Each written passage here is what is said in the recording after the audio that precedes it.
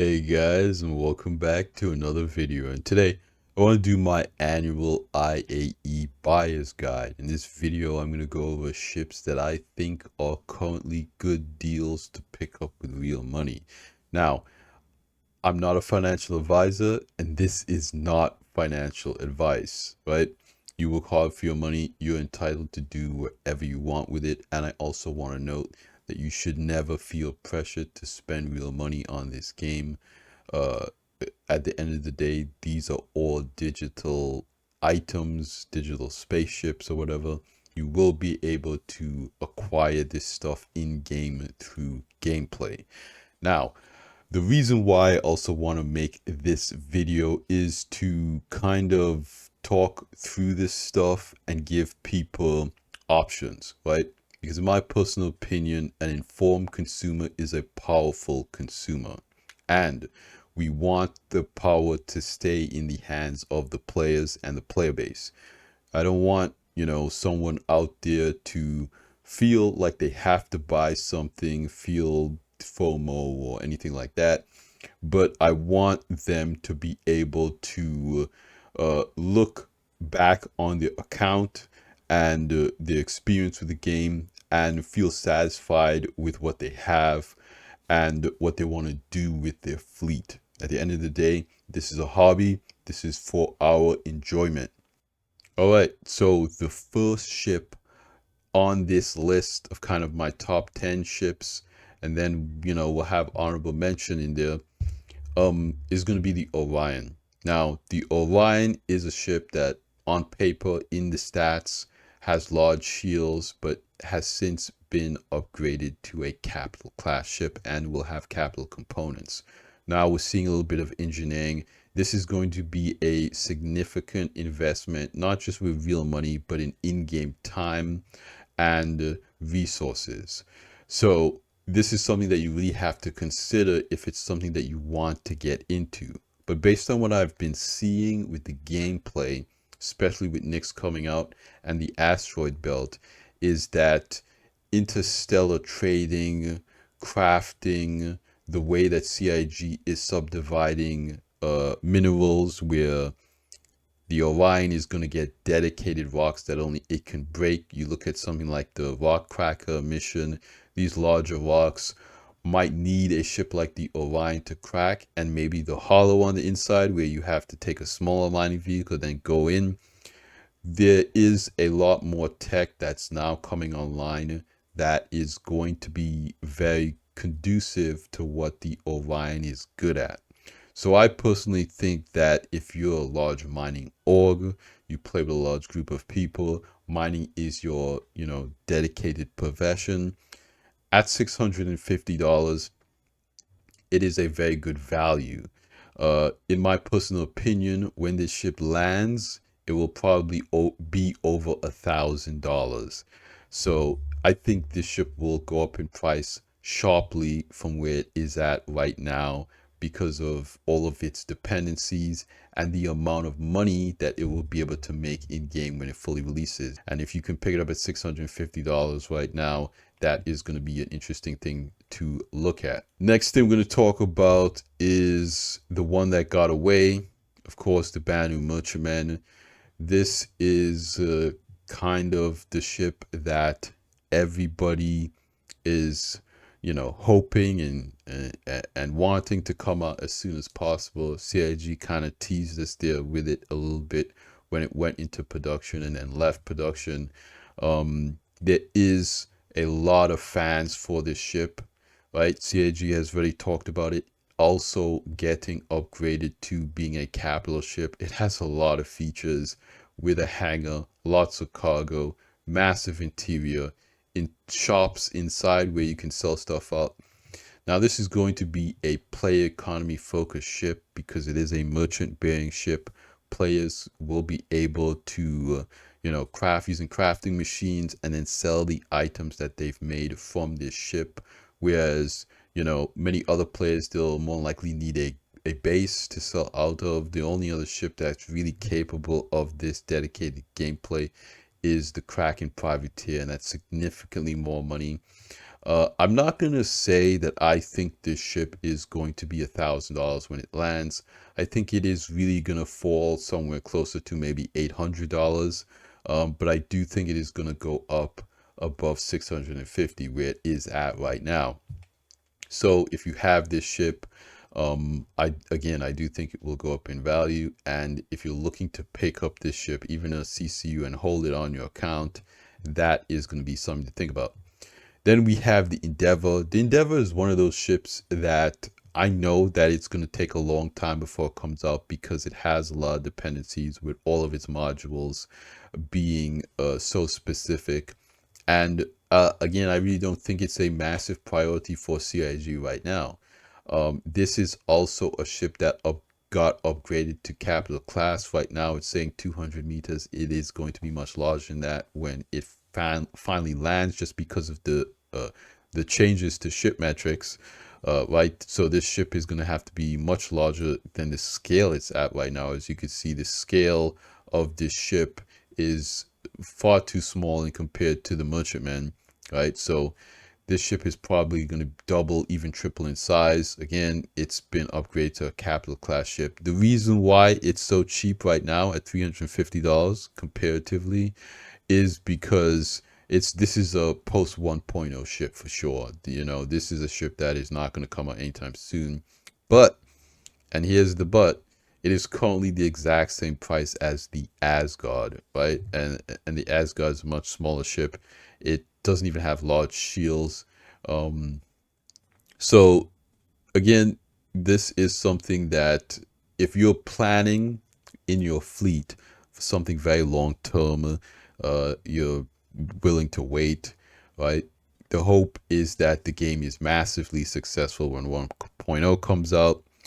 But realistically, again, a large portion of this hinges on Squadron 42. If Squadron 42 is wildly successful, CIG will have enough money to double, even triple their ship department, and they'll be able to make ships like this a lot faster. Again, right now, they're ramping up the ship team to the point where they're releasing multiple ships every single month. So they could get a dedicated capital class ship team together to just build capital ships, and kind of focus on that. You know, kind of sticking in the same theme with the industrial and larger ships. I think the Elastra is a very interesting one, right? Because it kind of checks all of the boxes that the Orion does, except at a slightly smaller scale. You have big cargo, you have a refinery, you have a lot of mining heads, you have a vehicle bay for ground mining.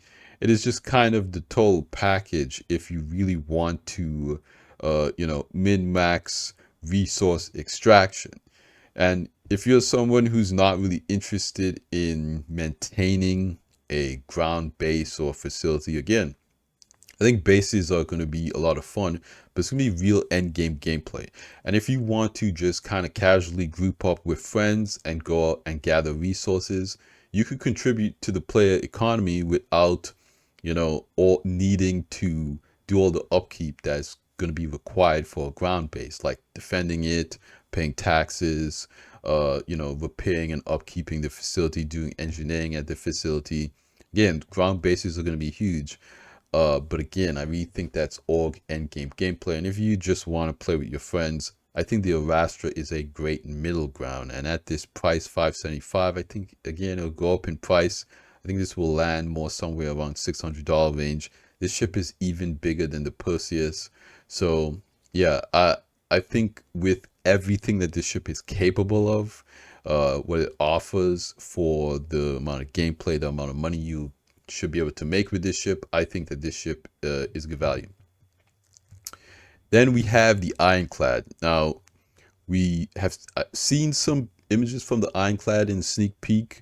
The new Aurora rework was sitting inside of the cargo bay of this, according to a lot of keen-eyed community members. It looks like the Ironclad is very far along. I don't think it will release for IAE, but it does seem to be very far along. Now, this ship is a beast, okay? Huge amounts of cargo, over 1,000 SU. 4 large shields. It's one of the most heavily shielded ships in this class. right? It's just going to be a absolute powerhouse. So at $450, it's kind of right in the C2 price territory, right? And right, if you know were to have me choose between a C2 and ironclad, I'm going ironclad all day. I do own an ironclad. Um, Again, I'm not sure if the price will go up at this year's IAE, right? Because it's right before it's probably going to get released, you know, early next year. And again, that's just my estimation. I think that this will probably be your last opportunity to pick this ship up before it goes up in price. Then we have Liberator.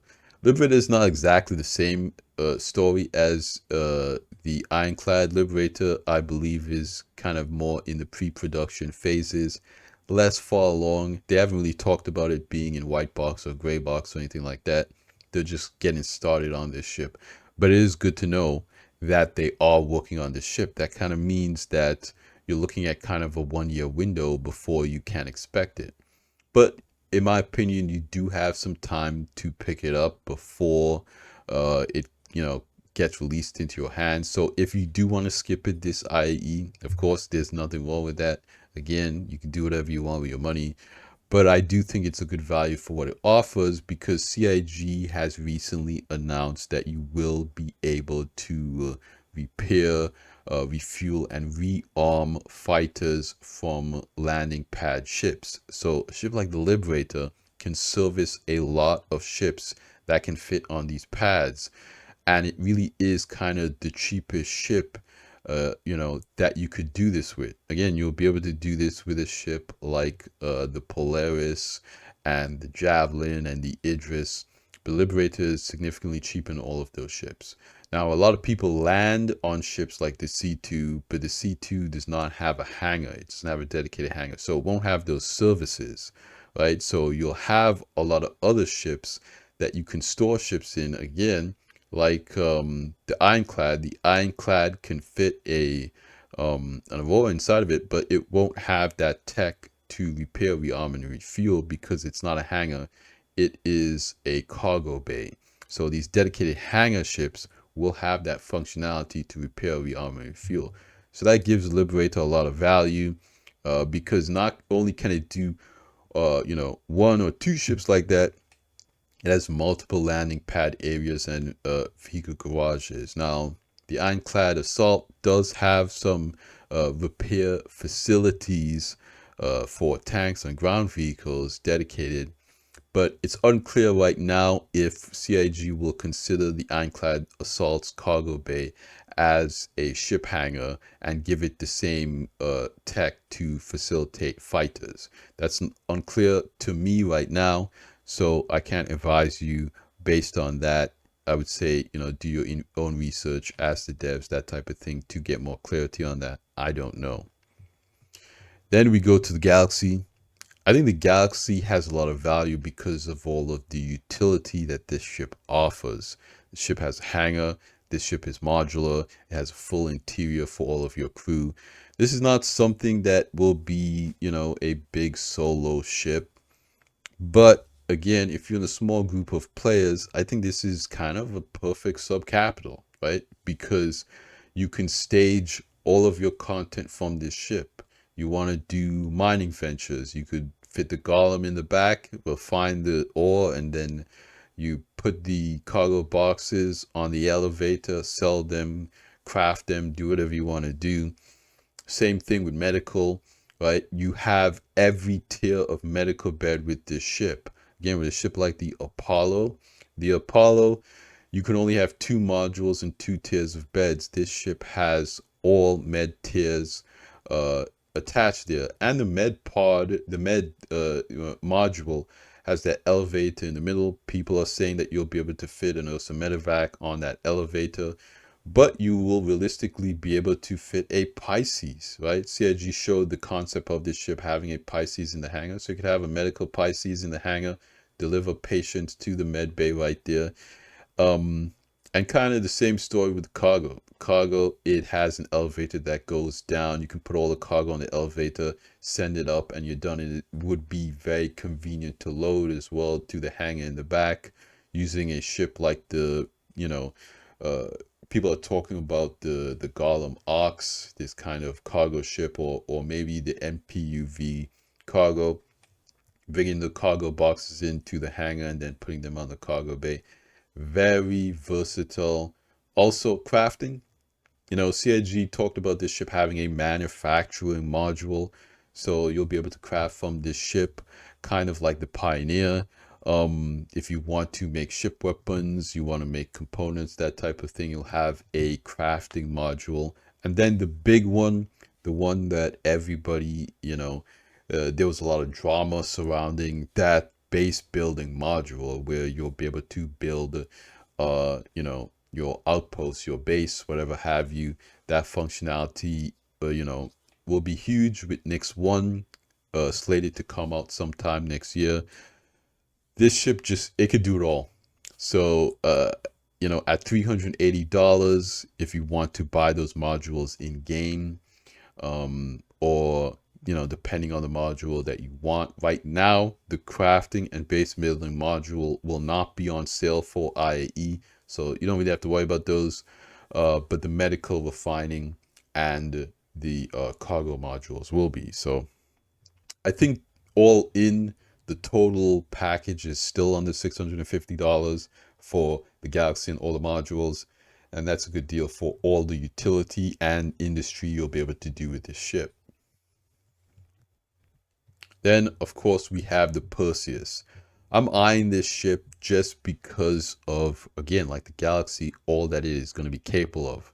Right? 4 size 8 guns. They've upgunned it where, these, I believe, in the past was size 7s, but they also apparently put size 3s on top of here. It now has PDCs. From the IE convention hall, it looks like it has 6 PDCs. Then you have, those remote gun turrets for the remote gun turret operators on the bridge. You can carry an Ursa medevac inside, right? They showed an image of an Ursa in the cargo pod area. Just, keep in mind that if you have an Ursa medevac in there, you'll lose your cargo space. But I believe it has, a fair amount of cargo on it as well. Then you also have 20 size 5 torpedoes. That's a lot. I believe this will also have a docking collar and escape pods and a captain's quarters for those creature comforts. This ship, again, is going to be a lot of people's fan favorite kind of sub-capital ship, again, because of all of it that it's capable of. Big improvement for a lot of people over the Hammerhead, because the Hammerhead's going to have a very large crew requirement. With a crew requirement like that, you might as well go up to a Polaris, a ship that is more heavily shielded, has more features. So the Hammerhead is in a very weird place as a sub-capital right now because of the balance of the game and the crew requirement, the player requirement. I think the Perseus, you could get away with running it pretty effectively with 3 or 4 people. That is kind of what it's designed to have, the crew that it's designed to have, right? And so if you going out on the weekend with 2 of your buddies in a Perseus, you can be very effective versus a Hammerhead, right? So right now, the Perseus is cheaper than the Hammerhead and the Nautilus. And if you're going to pick one of those 3, I think the easy choice would be the Perseus. Then we have the Raelin. This ship is hotly anticipated by the player base. It also seems like it's in pre-production as well. CIG's kind of been heavily teasing this ship coming to the game. They talked about its cargo grid getting, increased by a large amount. But they also recently said in the IE FAQ that its price is going up, right? And as you can see here, $225. It is cheaper than the Starlancer Max, and with the Raelin's cargo capacity going up, it can already hold more than the concept of this ship was designed to hold more than Starlancer Max as it is at $225. So with the type of interior it has, the tech it has those turrets, it'll have better maneuverability than something like the Starlancer Max because it has that Xi'an tech, or is expected to have better maneuverability than the Max. And with that increased cargo, it's going to be a better value than the Max right out of the gate. Now, with its price increasing, I think it could land at around $300. I kind of think that CIG is really going to do like a, $50, $75 price increase with some of these ships. So I think the railing could really land at around $300. And at $300, in my personal opinion, it's still a good value because, again, you look at something like the Asgard. The Asgard can hold like 180 SCU cargo, right? It is $350. So if this can hold 500 SUs of cargo, because again, right now I think it can hold 300 and something SU cargo. So if that cargo capacity goes up to 500, you're really in Caterpillar territory, which, those ships are $300 and $400. So I think this ship could probably land 300, 325 and still be a good value for a lot of people. Then we have the Hull B. Hull B is the next ship that CIG is saying is going to go up in price. Again, that kind of makes sense for its cargo capacity. Again, you're really competing with the Starlancer Max. Both are missed ships here. Well, not really competing with Starlancer Max because Hull B holds way more cargo than that. But at $140, right, with its cargo capability, and remember, this ship can still land on planets, so you're really not losing any functionality with the interstellar, cargo missions. It's going to be a good money maker for a lot of people who want to do the space trucking gameplay. $140 is super cheap. I think this is going to go up in price to around $200, and that would still be a good value. Again, at $200, you're using the ship to make money in game, right? So again, I think that that would still be a fair price for this ship. So if you can get it this IAE, it might go up in price again before it releases to around 225, 250. That's what the community is saying right now. I personally think it might go to 175.